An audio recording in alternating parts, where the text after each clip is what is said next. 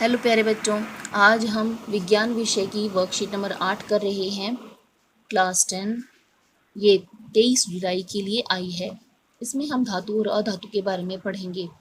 चलिए बच्चों शुरू करते हैं। धातुओं और अधातुओं के कुछ भौतिक गुण निम्नलिखित हैं।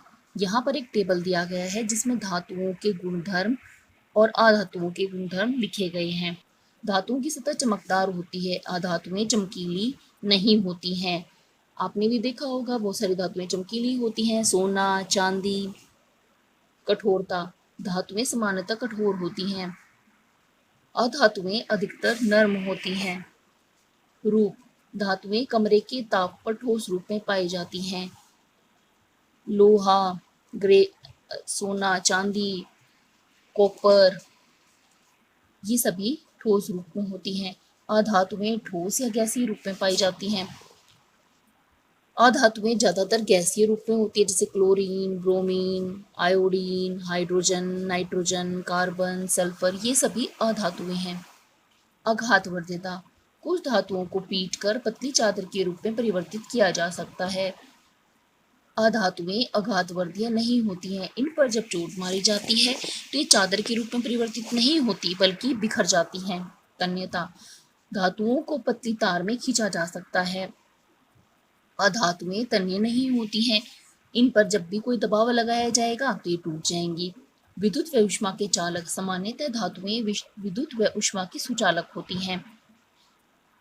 सामान्यतः अधातुएं विद्युत व ऊष्मा की कुचालक होती हैं। अधातुओं में से विद्युत व ऊष्मा एक स्थान से दूसरे स्थान पर नहीं ले जाया जा सकते हैं।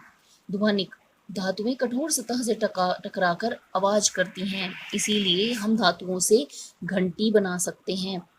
अधातुएं ध्वनिक नहीं होती। इन पर जब आघात किया जाता है, चोट मारी जाती है, तो यह धातुओं की तरह नहीं बजती हैं।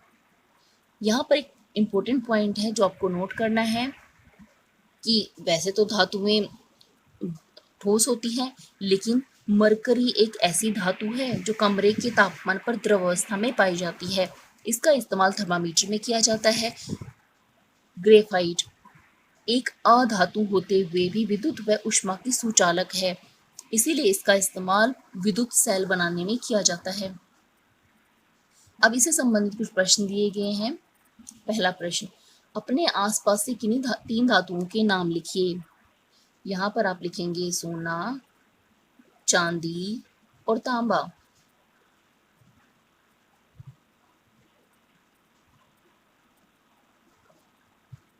विद्युत के सुचालक से आप क्या समझते हैं? विद्युत के सुचालक से अर्थ है ऐसे पदार्थ जिसमें विद्युत प्रवाहित हो सकती है। अधातुओं के 3 गुण बताइए।